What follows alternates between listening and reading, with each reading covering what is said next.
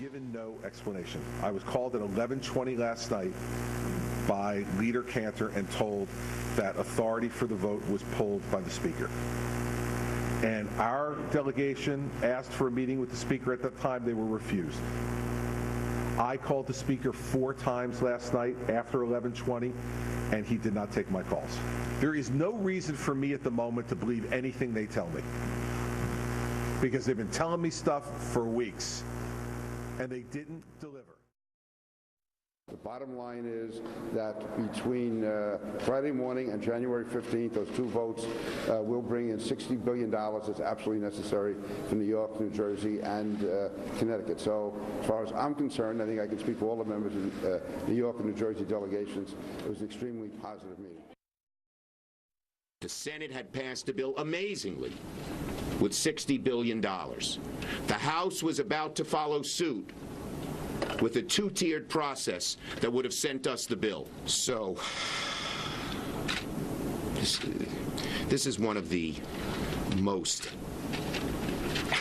sad, but also most frustrating and angering days I've spent in 37 years as a legislator. I think all of them could use a therapist. You know, Republicans have had a pretty bad week, actually a pretty bad year, well, last year. So perhaps we ought to cut them a little slack. But I think there are 2 problems here. There's the process, which is insane. Just, you know, 20 years ago, this would have been a huge bill. The idea that it should be passed in the middle of the night with no debate, with no regular order, simply because people from one part of the country are demanding it, I think is insane. The second part of it is the content. There's a lot in there that is not emergency. I think there is a case to be made. Emergency, you dole it out with quick debate, even abbreviated debate. But I think, as you said, about a third of it, I think, only a third of it is spent in the first 2 years. I'll give you one example. There's a provision for Amtrak for the damage, the uninsured damage to Amtrak. It's about $30 million, and they're asking for 10 times as much, which would be covering the operating expenses of Amtrak. There's money for NOAA, which is the government agency that looks after hurricanes. Well, that's nice, but is that emergency? I think all of this stuff, there's been a corruption of the whole process, beginning with the fiscal cliff negotiations, where enormous amounts of money are thrown around, private negotiations, voted on at the last second with no debate. There really ought to be a process here, and I think, yes, a small amount, emergency, ship it out, and then have a debate on the rest. I think this is sort of the dysfunction of Washington, that everything seems to always come out this way. They didn't know this was coming out of the Senate? I mean, they didn't know this was going on over there? Can people talk to each other? It's also a corruption of the word and the idea of emergency. Every time you have emergency spending, everybody wants to get a bit of it because it's going to happen quickly and without debate. And because earmarks are so much harder to get, this is a way that you get the equivalent of earmarks. You just sort of slip it in. No one knows. It passes at midnight. I think they've done exactly the right thing in holding it up.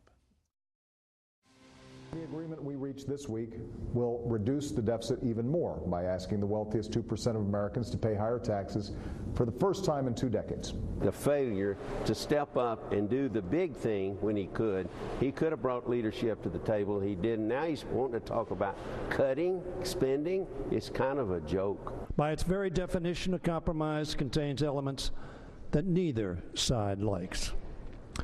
But it also contains pieces both sides can embrace. So by making Republican tax cuts permanent, we're one step closer to comprehensive tax reform that will help strengthen our economy and create more and higher paychecks for American workers.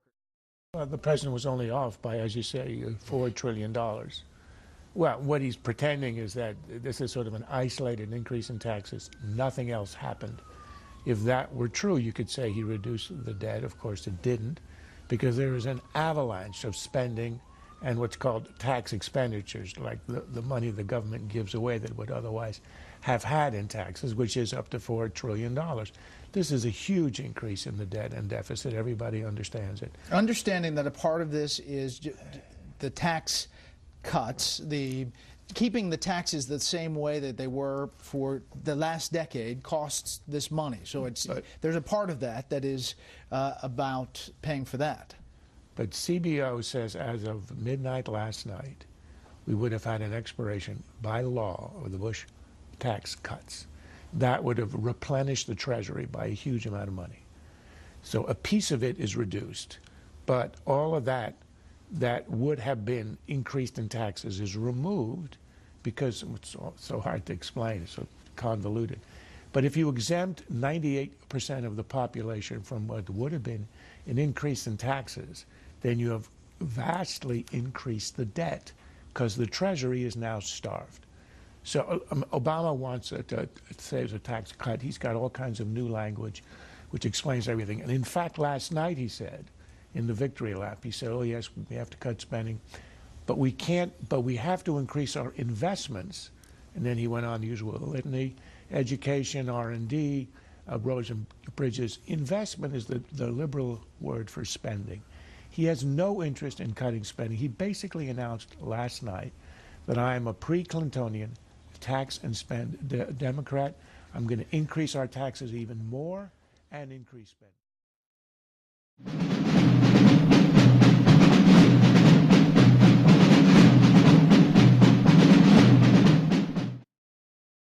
This has been a Sunfish production.